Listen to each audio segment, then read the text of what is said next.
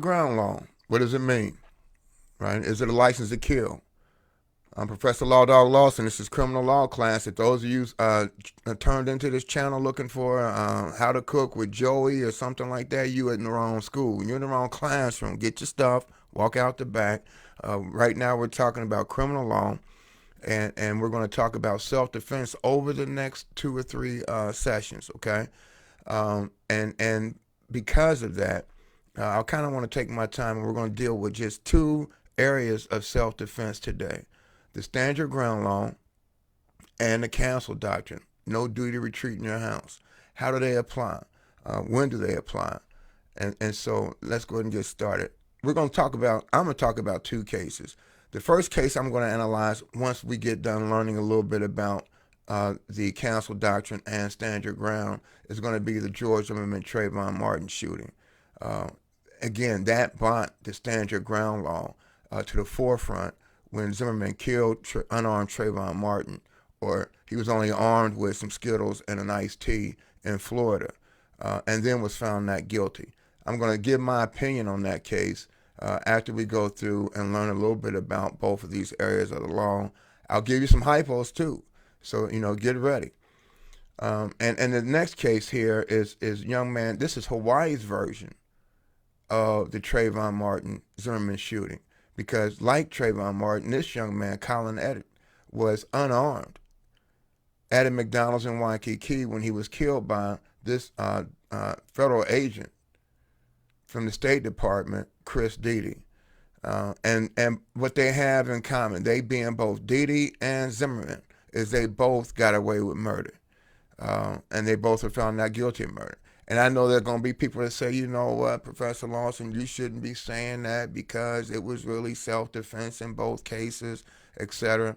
We can agree to disagree on it. When I teach my law students, I don't want all the law students agreeing with me. I don't want them all agreeing with each other. Part of learning law. Again, you see it with Supreme Court judges.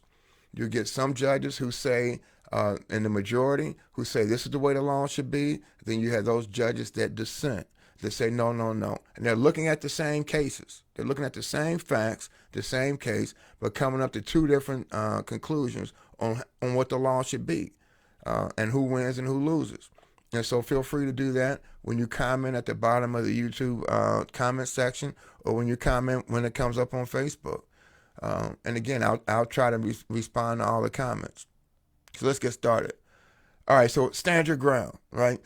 Stand your ground, again, came famous in because of Florida and the Zimmerman shooting and killing of Trayvon Martin. But it's a stand your ground. Stand your ground uses a reasonable person standard, right? And so you just can't shoot somebody because you feel threatened. You can't shoot somebody because they look scary and they scared you.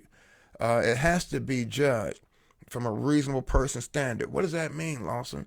In other words, when you kill somebody, your jurors or your judge is going to look at what you did and the threat that was coming at you, and they're going to determine, would a reasonable person in your situation at that time feeling that threat have felt that they were in danger of great bodily harm or death?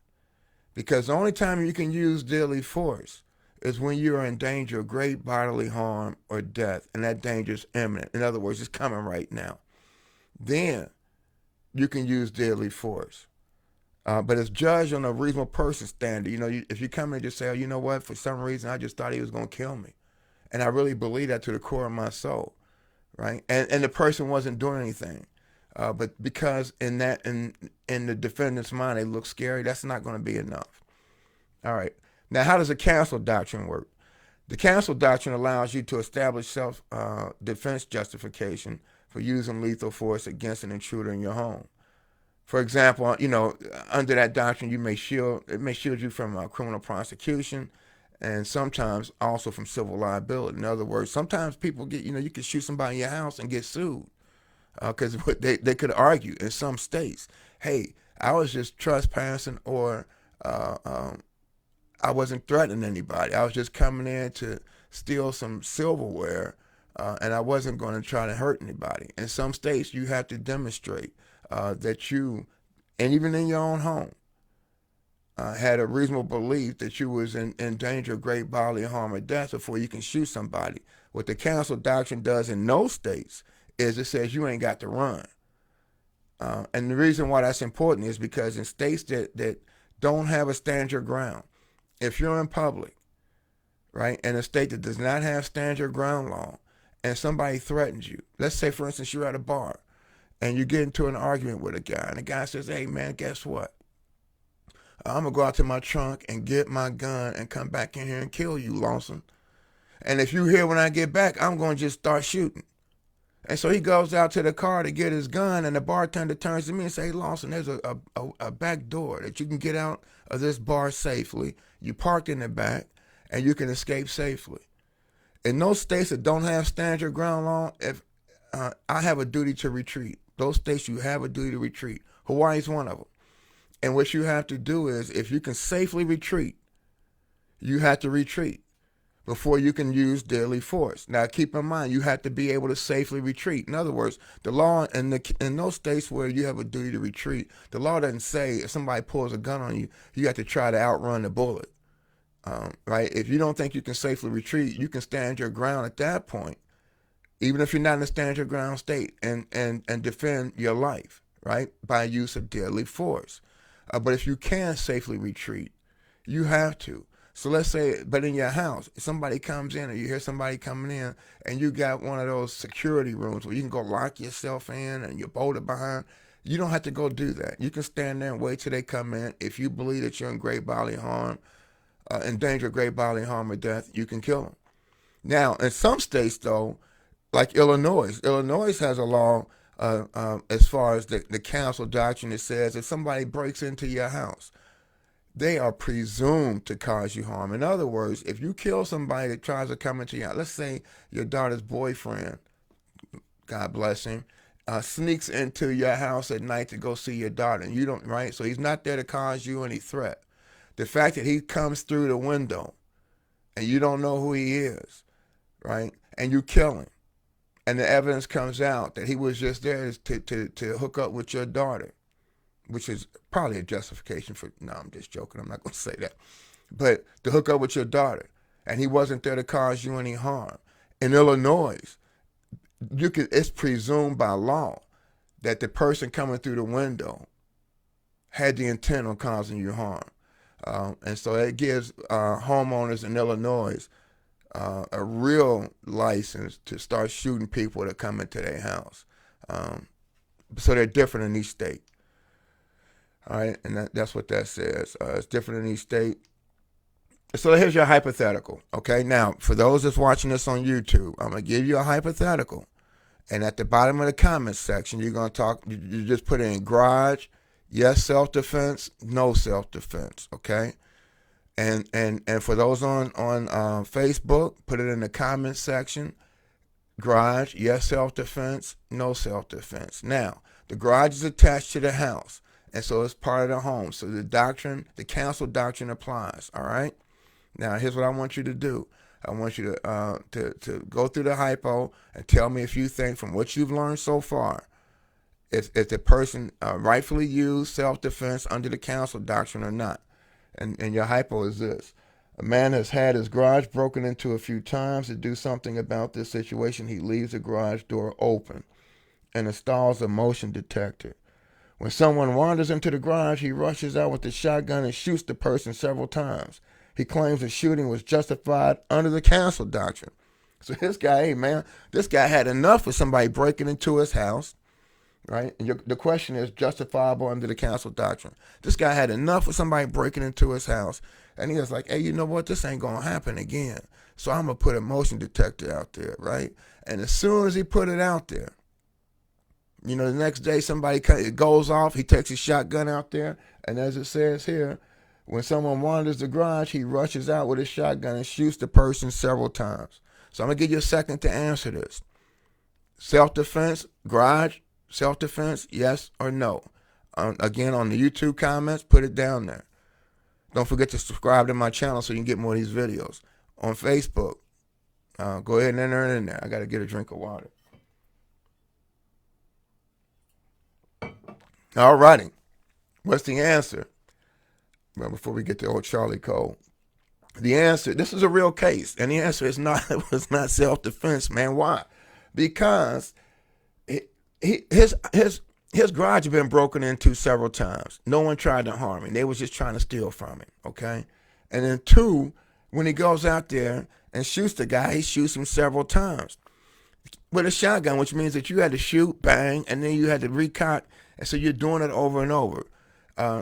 Look, when you use self-defense, and we'll get into this more in the next couple of classes, but real quick, you can only use the force. You can only use as much force as necessary to stop the forces coming at you, right? And so once you are able to shoot the person and they stop coming at you, you can't continue.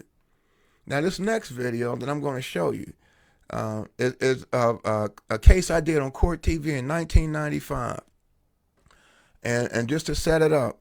So this is Charlie Cole, and Charlie's right here. That's Charlie right there. And this is the young man that Charlie and this young man been going at it for like an hour that night, right? Charlie, it's hot outside. It's August 1st of 1995.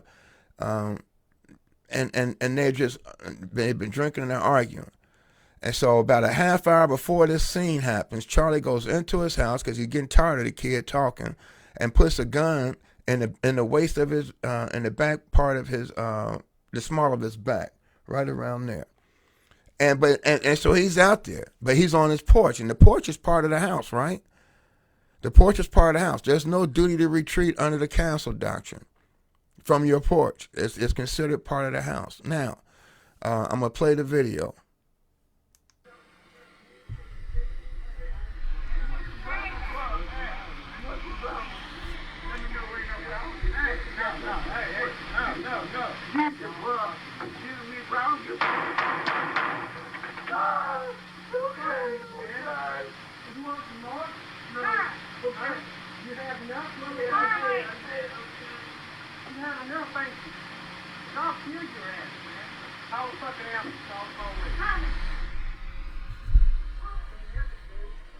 All right, that's Charlie.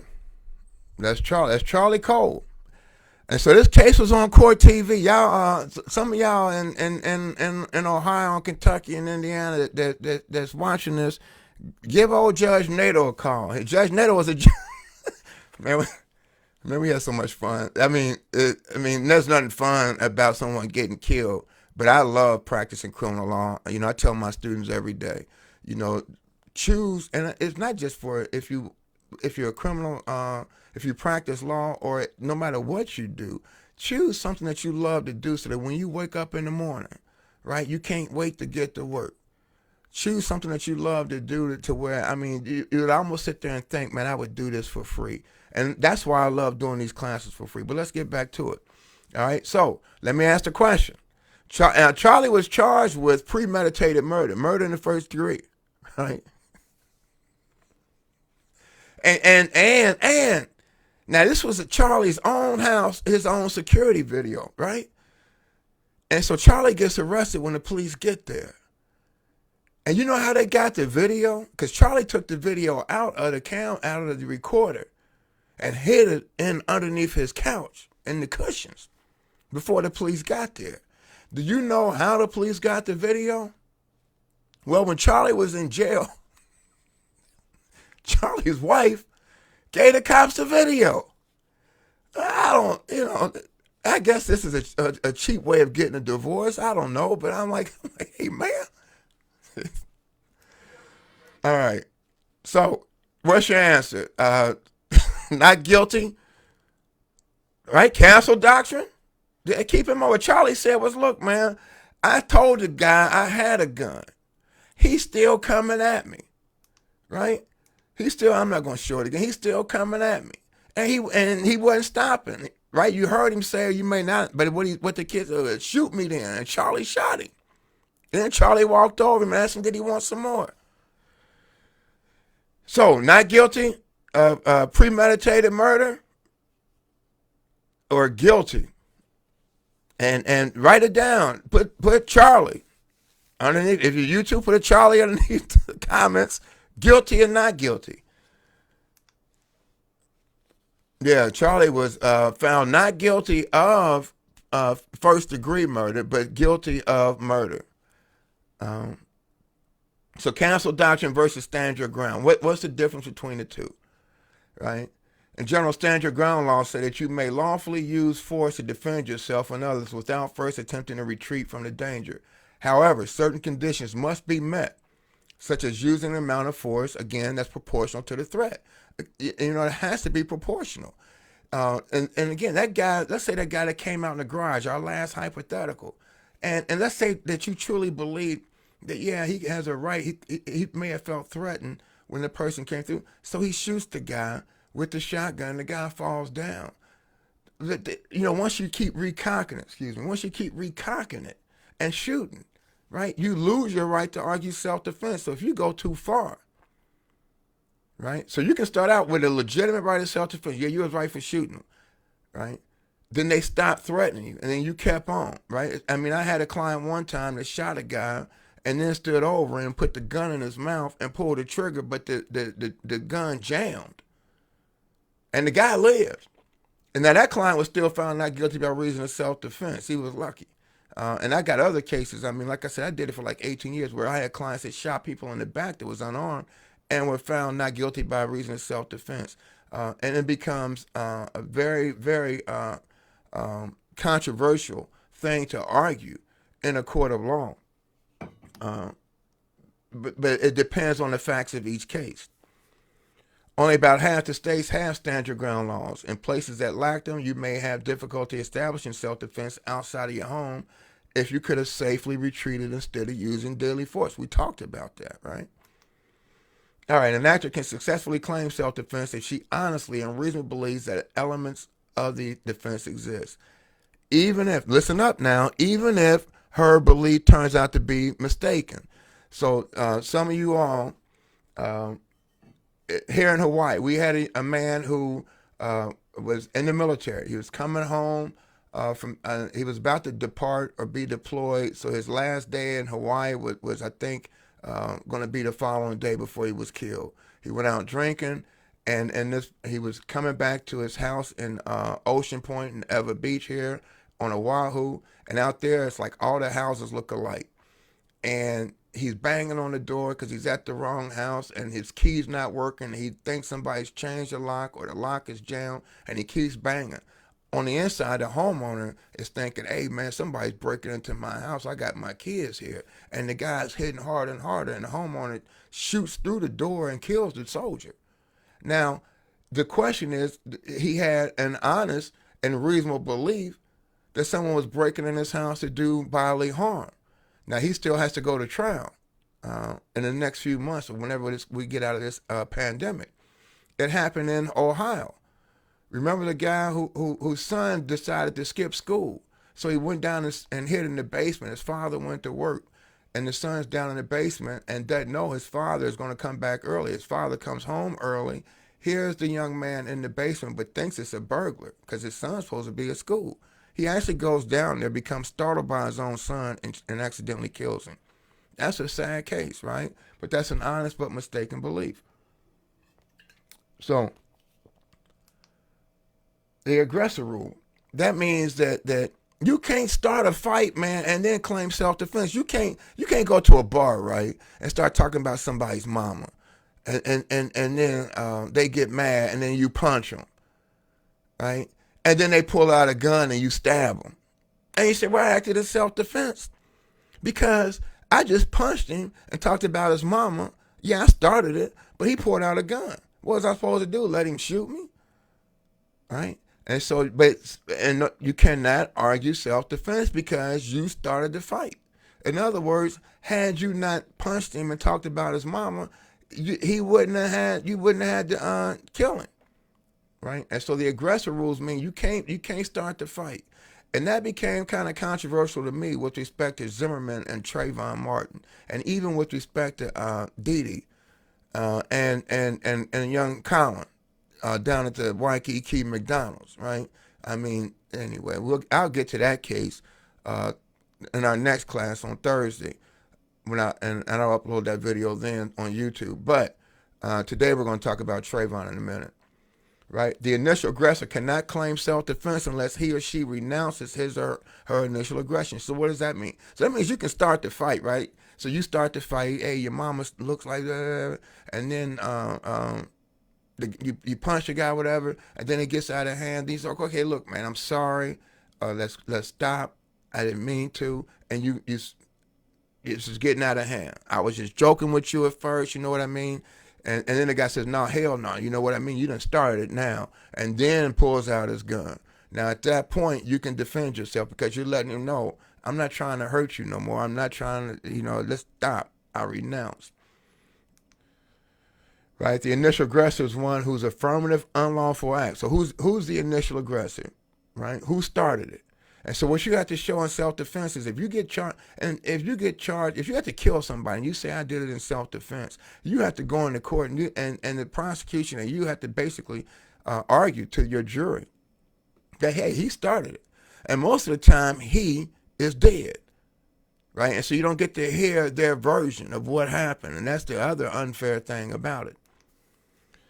But it is what it is because think about it. If you had to kill somebody in self-defense, the scary thing is that 12 people that don't know you, or 6 people, or 6 jurors in some states, 12 in most states, 12 jurors who've never met you, get to decide whether or not what you did was reasonable underneath those circumstances. And, to be judging somebody, it's like playing Monday morning quarterback, man. Anyway. Initial aggressor renounces his or her initial aggression if he or she communicates to his or her adversary her intent to withdraw and in good faith attempts to do so. All right. Most self-defense laws state that a person under threat or physical threat has a duty to retreat, and we talked about that. Now here's another hypo for you. Here's another case in Florida, in stand your ground, and what I have written down there is in stand your ground states. You have no obligation to retreat. In other words, someone facing an imminent threat can use lethal force right away without first trying to escape. In this case that I'm about to show you, you may have seen it on the news, but it was one that caused a lot of controversy in Florida again. Police say they will not charge a Florida man for killing another man in a parking lot after an argument. Surveillance video shows Michael Draco was pushed over by Marquise McLaughlin and responded with a single gunshot. Florida's Stand Your Ground law allows people to respond with deadly force when they believe their lives are in danger. Protesters gathered at the scene yesterday demanding justice. Okay, so I want to show you that one more time. I'm sorry, I got to turn the mic around. I want to show you that one more time because what you can see. Okay, so this is the guy this is the guy that came out and pushed this man to the ground. And you see where he's standing at. So after he pushed him, he backs up and then trying to harm him anymore. This man pulls out a gun and shoots him. And so police say they will not charge I want you to see that. Killing another man in a parking lot after an argument. Surveillance video shows Michael Draco was pushed over by Marquise McLaughlin and responded with a single gunshot. Florida's Stand Your Ground law allows people to respond with deadly force when they believe their lives are in danger. Protesters gathered at the scene yesterday demanding justice for McLaughlin. Meg Oliver, who is in Clearwater, Florida, spoke to his girlfriend. Meg, good morning. And just for I don't want to get through the whole video, but to shorten it up, what happened was, and most of you may know this, is that when that man went into the store, his girlfriend had pulled up with him. He gets out on the passenger side. He goes into the store. When he comes out, this guy who shot him is yelling at his girlfriend because she's in the handicapped parking stall, and he's screaming at her. And so the guy pushes him and pushes him down, right? But then he backs up, and the man shoots him, and the victim ends up dying. And so what happened is that the detective in that case initially did not charge the man, didn't charge him, and said he was acting in self-defense. It was an uproar in Florida. The Florida state, I think the state troopers took over the state attorney general's office took over the investigation, ended up charging him, and the man ended up getting convicted of manslaughter because other evidence came out that he was out there threatening other people the same way he was threatening the victim's wife. So anyway, that's what happened in that case. Now, let's look at now let's analyze the Zimmerman case, right? Zimmerman, neighborhood watch captain in Sanford, Florida. Remember he called 911. So he's like walking around trying to be, you know, I don't know, the watch captain. Probably because he couldn't get on the police force. But he calls 911 and reports a suspicious person. A black male with a hoodie on, and all Trayvon has is some Skittles and an iced tea, right? And you all know those facts. And remember, the 911 operator tells him not to get out of his SUV or approach the person. The 911 is like, look, leave him alone. Zimmerman disregards the instructions, and moments later, neighbors report hearing gunfire. Zimmerman acknowledged that he shot Martin, claiming it was in self-defense. In the police report, Officer Timothy Smith writes that Zimmerman was bleeding from the nose and the back of the head. And what Zimmerman was saying is, look, you know, I did this in self-defense, and when I approached him, he got angry. We got into a scuffle, and then he hands me down, and he's hitting me. I thought he was going to get my gun, and that's why I killed him before he can get to my gun. All right, about 7 o'clock. So, that night, though, the phone records show that Martin was on the phone with his girlfriend around the time he saw Zimmerman while returning on foot from a convenience store. And when Zimmerman got arrested, now he tells the police that he lost track of Martin, that he briefly lost track of Martin when he's following him around, right? And then then Martin approaches him.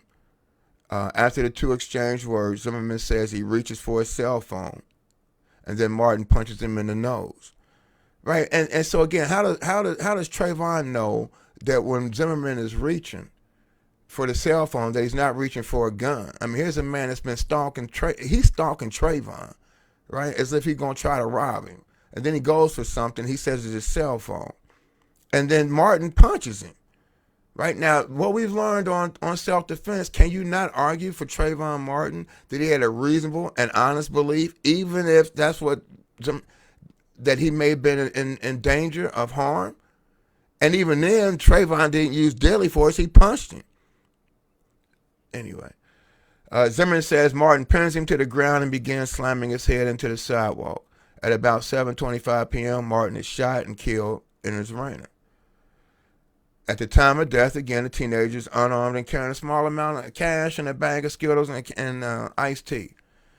And so the Sanford police chief, they interviewed Zimmerman. Keep in mind, when Zimmerman killed, Trayvon's not there to tell his side of the story. There was only two people there that could tell you what really happened.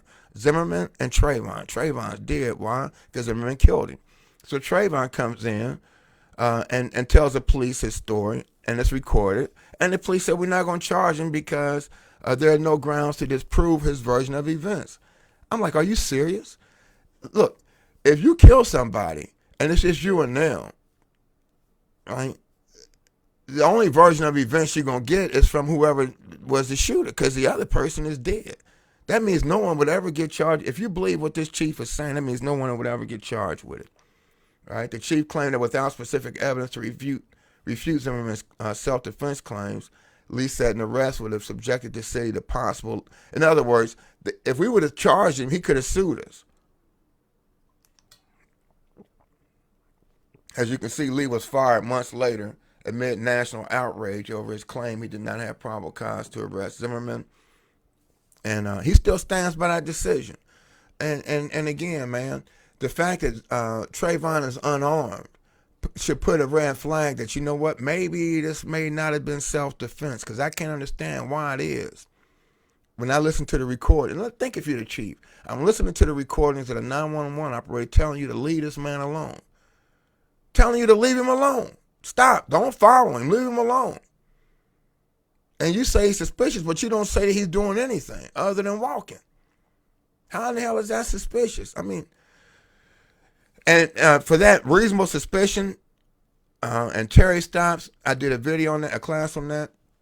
You can go to my YouTube channel and find it. And so again, you can't just stop somebody because, one, he's not even a police officer, but because they look suspicious. That's not enough.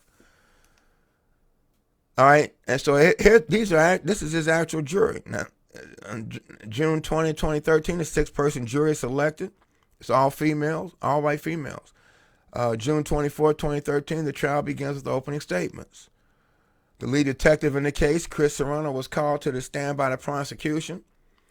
Serrano told the court that he believes Zimmerman exaggerated the number of times he was hit that night, but didn't feel any act of deception. Either he was telling the truth or he was a complete pathological liar, he testified, right? Now, here's who I blame for throwing the case. And I think he threw it. I think he threw it because he really, look, look at this. I'm just going to read this. The now 29-year-old Zimmerman declined to testify Wednesday when his defense team rested his case, but his words were front and center Thursday. Well, if he didn't testify, how was his words front and center? It's because this knucklehead right here, remember when the police recorded Zimmerman's statement and they said, and the chief said, I'm not going to charge him because it seems like he's acting in self-defense? When you are a prosecutor and you're prosecuting somebody from self-defense, and you don't have to be a law student to understand this or a lawyer, if you play their tape, that is their statement saying, I did it in self-defense.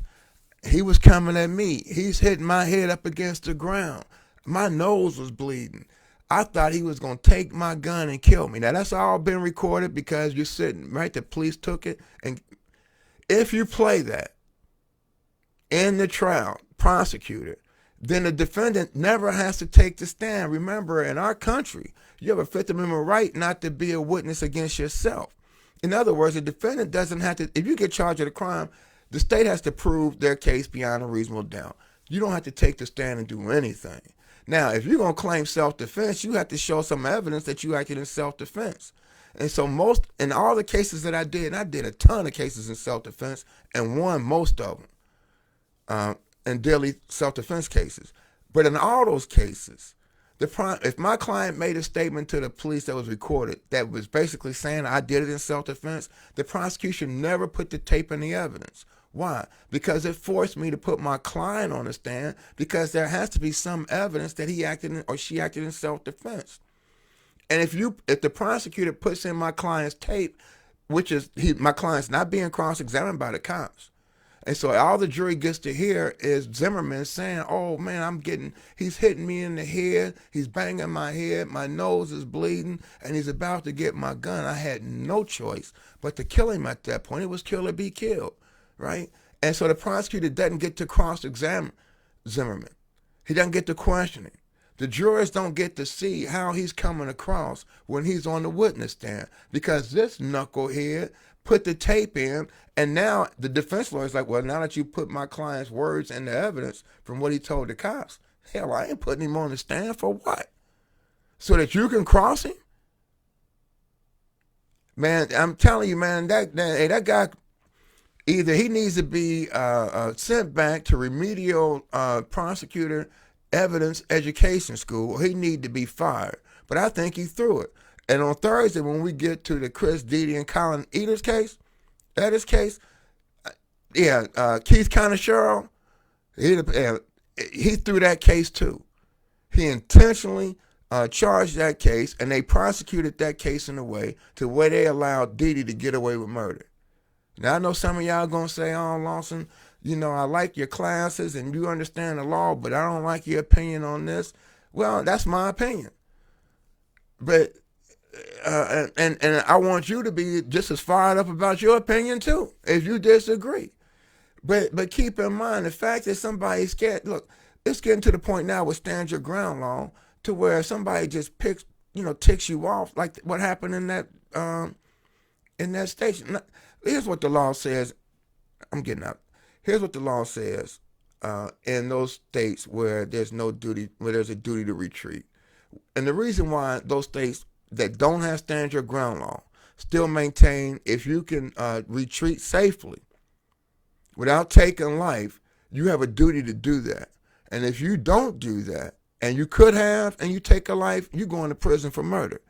Now, the reason why they say that is because we'd rather see you run away and make it home safe than either have your life taken or you take somebody else's life. We'd rather see you run away as a coward than see another life lost. And stand your ground basically says, you know what? My ego tells me I ain't got to run from you. right? My ego tells me that I don't have to turn my back and just walk away. Just walk away. I don't have to take the high road. We can gun it down. Because think about it. Even in those cases that have, even in those states that have no stand your ground law, all they have is the same type of self-defense law where you have a duty to retreat.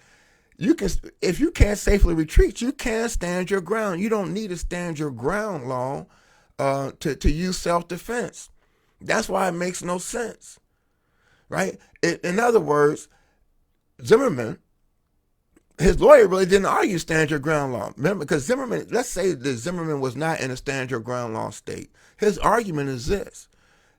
Same with Dede in the Colin Eddard case. His argument is this, that because I had a gun and Trayvon is getting the best of me, right? I had no, I couldn't escape. I couldn't retreat. I had no choice but to grab my gun and kill him before he took my gun and killed me, right? And so even in those states that have stand your ground laws, they really make absolutely no sense. What it does is it feeds the ego. What it does is it actually gives a license to kill. That man that shot, that man that's yelling at that young lady's boyfriend. I mean, that man that's yelling at the young lady that's parked in the handicapped parking space at that convenience store, right? The guy pushes him to the ground and backs up. Now nobody likes that, right? But remember what the sheriff said that investigated, the police chief that investigated. He said, "Hey, that's self-defense." He watching the tape. Now he see the guy, right? That's physical force, right? And so you can only use that much force to stop the force that's coming at you. The man had backed up. There was no more force coming at the guy who shot him. He was standing there looking at him after he pushed him down. Like I told you not to, you shouldn't be talking to my woman like that, my wife like that, my girl like, you know what I mean? What's wrong with you, man? He pushed him down. And then he backed up. So there's no more force coming. The guy takes out his gun and shoots him. Now how is that, right? Again, I think, and I think it's used against people in a way to where it gives others the license to kill. So again, I'm passionate about this stuff. I hope you're passionate about criminal law too. Again, subscribe to my YouTube channel now, and that way you'll get more of the criminal law classes and the videos when I upload them.